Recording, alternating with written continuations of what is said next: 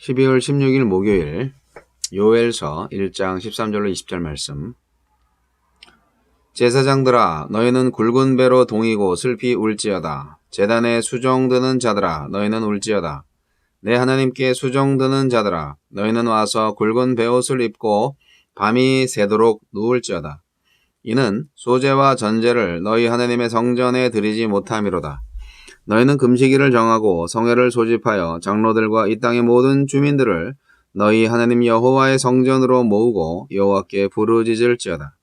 슬프다 그날이여 여호와의 날이 가까웠나니 곧 멸망같이 전능자에게로부터 이르리로다. 먹을 것이 우리 눈앞에 끊어지지 아니하였느냐? 기쁨과 즐거움이 우리 하나님의 성전에서 끊어지지 아니하였느냐? 씨가 흙덩이 아래에서 썩어졌고 창고가 비었고 곳간이 무너졌으니 이는 곡식이 시들었음이로다. 가축이 울부짖고 솥대가 소란하니 이는 꼴이 없음이라. 양떼도 피곤하도다. 여호와여 내가 주께 부르짖으오니 불이 목장의 풀을 살랐고 불꽃이 들의 모든 나무를 살랐음이니이다. 들짐승도 주를 향하여 헐떡거리오니 시내가 다 말랐고 들의 풀이 불에 탔음이니이다. 아멘. 상황 너머에 계신 주를 의지하라. 메뚜기 재앙과 함께 가뭄도 있었습니다. 이스라엘은 보이는 상황에 고통스러워하지만 선지자는 보이지 않는 하나님께 탄식하며 기도하라고 합니다. 하나님은 어떤 분입니까? 우리의 부르짖음을 들으시는 분입니다. 상황이 급박해지면 문제를 해결하기 위해 당장 눈에 들어오고 붙들 수 있는 다른 도움을 찾으려는 것이 육체를 가진 우리의 한계입니다. 세상을 의지하여 잠시의 어려움은 해소할 수 있어도 주님이 도우셔야만 근본적으로 해결된다는 사실은 달라지지 않습니다. 감사하게도 주님은 우리의 기도를 기다리고 계시고 그 기도를 통해 일하실 계획을 갖고 계십니다. 우리에게 주시는 교훈은 무엇입니까? 제사장을 통해 모든 사람에게 금식하며 기도하라고 합니다. 문제를 놓고 주의 은혜를 구하는 것이지만 주님을 조종해서 원하는 것을 성취하려는 모습은 아닙니다. 기도응답의 때와 방법과 결과가 주님께 있음을 인정하는 겸손하고도 결연한 기도입니다. 고통의 상황에서 우리는 어떤 자세로 기도합니까? 더는 기도할 필요가 없어지는 상황을 위해 기도하진 않습니까? 우리의 기도에 문제 해결 이후 주님과 동행하는 지속적인 삶의 모습도 담아야 합니다. 메뚜기 재앙은 심판의 날인 여호와의 날의 전조입니다. 이 재앙을 직면해야 하는 것은 여호와의 날이 이와 비교할 수 없을 만큼 파국의 날이 될 것이기 때문입니다. 먹을 것이 떨어지는 것은 물론이고 그날에는 하나님의 성전도 안전하지 못할 것입니다. 성전에도 기쁨이 그치고 통곡과 아우성만 있을 것입니다. 그러니 메뚜기 재앙에 관하여 반드시 신학적으로 평가하고 영적으로 해석해야 합니다. 오늘 우리 앞에 닥친 모든 재앙이 심판은 아닐지라도 그것을 영적인 시각으로 해석하지 않는다면 우리가 겪는 일에서 영적 유익을 얻지 못할 것입니다. 오늘 내가 직면하는 크고 작은 어려움 앞에서 나는 어떤 질문을 던지고 있습니까? 가뭄의 상황을 놓고 솔직하게 토로하는 기도입니다. 우리 상황을 아시는 분께 고상한 척 기도하지 않아도 됩니다. 탄식과 푸념과 원망도 괜찮습니다. 겟세마네에서 드린 예수님의 솔직한 기도를 기억하십시오. 주의 인자는 그 모든 것을 다 받으실 만큼 넓고 큽니다. 다만 기도 속에 주님과의 관계를 중심에 놓고 겸손히 은혜를 구하는 것을 놓치지 마십시오. 주여, 삶의 주관자이신 주님, 아픈 것을 아프다고 말하는 용기와 솔직함으로 주의 도우심을 구하게 하소서.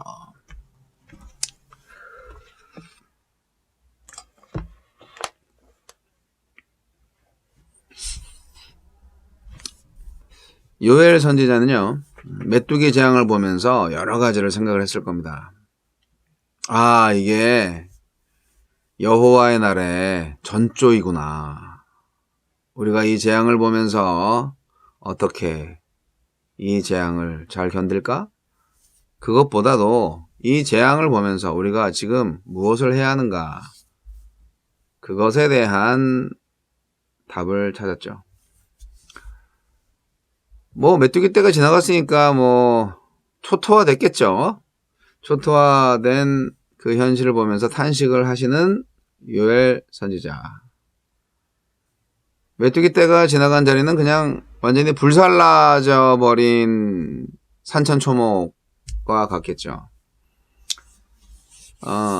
들짐승들마저도 헐떡거린다고 표현되어 있잖아요. 오늘 본문 말씀 속에서. 물이 다 말랐고 풀이 다 불타버렸어요. 아무것도 남지 않았어요. 그런데요, 뭐 메뚜기 때만 지나갔다고 이 정도는 아니에요. 가뭄까지 왔기 때문에 이렇게 된 거예요. 근데 이 고통이라는 것이 인간의 고통만은 아니다 하는 것을 우리는 알아야 됩니다. 그 고통을 주신 이가 하나님이시지만 그 하나님 역시 동일한 고통을, 아니 더 큰 고통을 당하고 계시다. 당신께서 내리신 징계에 당신도 당하신다. 그런 말씀입니다. 탄식이죠, 탄식. 내 백성이 죄를 졌으니까 징계를 주는데 내가 사랑하는 백성이니까 얼마나 마음이 아프시겠어요. 하나님의 마음이 찢어지는 거죠. 부모가 된 사람은 다 알죠. 자식이 잘못했는데 좀 손찌검을 해야 될 때가 있잖아요. 매를 들 때가 있잖아요. 근데요, 매는 자식이 맞지만 그 때리는 부모 마음이 얼마나 마음이 아프겠어요. 부모 된 사람은 뭐 다 잘 알고 있는 내용입니다. 하나님이 이스라엘 백성들한테 징계를 하실 때 동일한 마음이신 거죠. 그래서 우리가 재앙의 의미를 잘 살펴봐야 됩니다. 이 재앙은 어떤 의미가 있는가? 메뚜기 재앙을 통해서 이스라엘 백성들이 회개하기를 원하시는구나. 요엘 선지자는 분명히 알고 있었습니다. 그래서 회개를 하면 다시 복을 받겠구나. 그것도 알고 있었습니다. 그러니까 그것을 선포하는 거잖아요. 재앙에 대한 요엘 선지자의 기본적인 시각은 심판이 끝이 아니에요. 심판이 아니라 징계를 통한 구원을 향하고 있어요. 그러니까 재앙을 당했을 때 회개를 통하여서 구원받기를 원하는 거예요. 실제로 구원받을 수 있고요. 요엘 선지자는 여호와의 날에 대한 얘기를 많이 합니다. 결국은 이 종말의 날을 말하는 것이고 심판의 날을 말하는 것인데, 미래에 임할 심판의 날을 믿는 자들에게는 구원의 날로 받아들일 수가 있는데, 문제는 지금 이 상태라면 이스라엘 백성들이, 구원받아야 할 백성들이 하나님과 각을 세우고 있으니 죄를 짓고 하나님을 반대하고 있으니 심판을 당할 대상이 되는구나. 그거를 제발 좀 깨달으라고 그렇게 선포하고 있는 것입니다. 심판은요, 민족 전체의 회개를 요청하고 있는 거예요. 선지자는 농부와 포도원지기 그리고 제사장뿐 아니라 모든 백성들을 성전으로 모이게 해서 성회를 선포하고 금식하며 부르짖으라고 합니다. 우리가 전 민족적으로 회개의 역사가 있어야 우리의 심판이 더디 일어나거나 아니면 심판이 안 올 수 있고 구원받을 수가 있습니다. 이스라엘은 멸망할 것이다. 여호와의 날이 이르러. 그렇게 강력하게 지금 말씀하고 있잖아요. 그런데 그렇게 말하는 것 자체가 엄청난 고통인 거예요. 미래를 내다보면서 그 미래를 믿음으로 경험하고 있잖아요. 그러니까 요엘 선지자 얼마나 아프겠어요. 고통 중에 하느님께 부르짖어요. 그리고 회복을 경험합니다.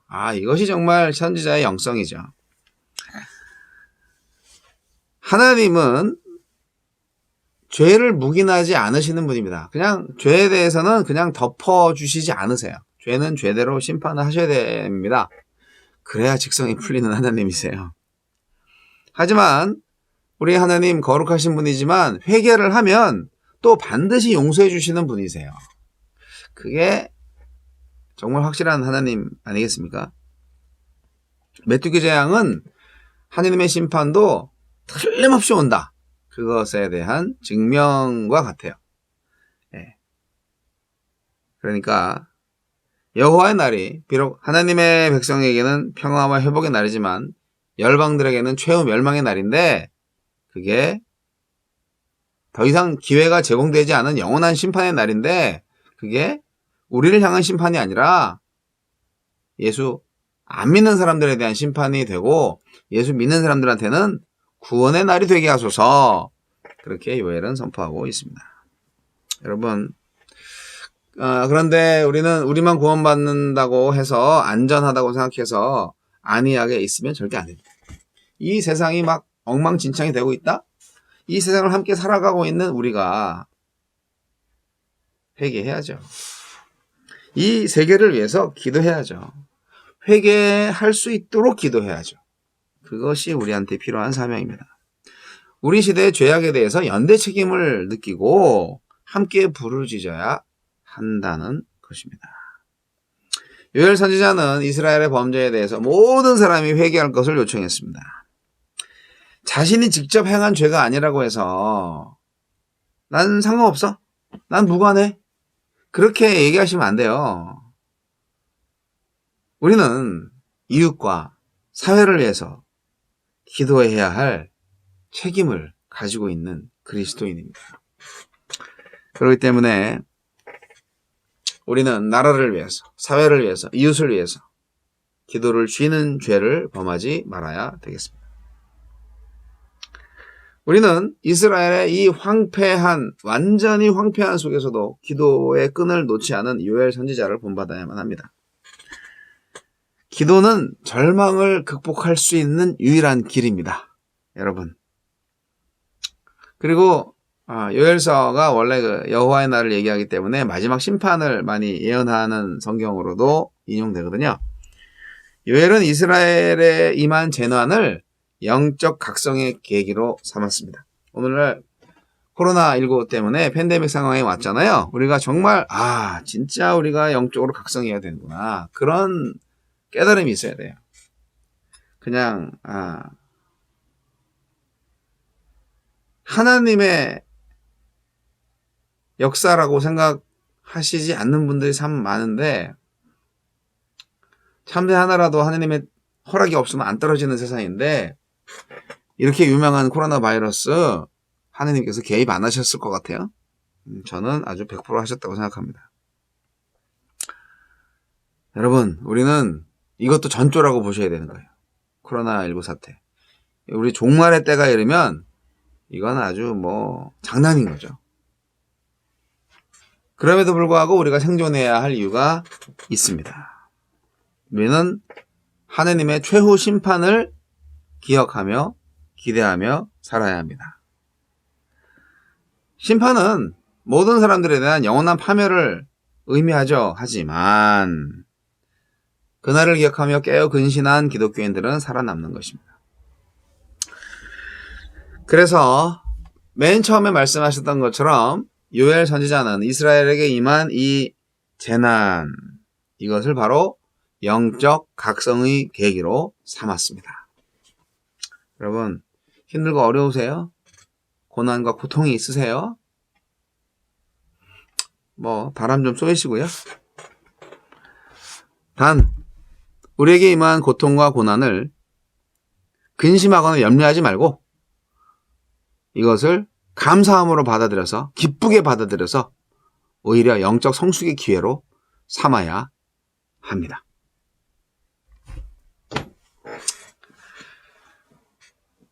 영적 각성의 길로 갑시다. 이 팬데믹 시대에 우리는 각성을 좀 해야 합니다.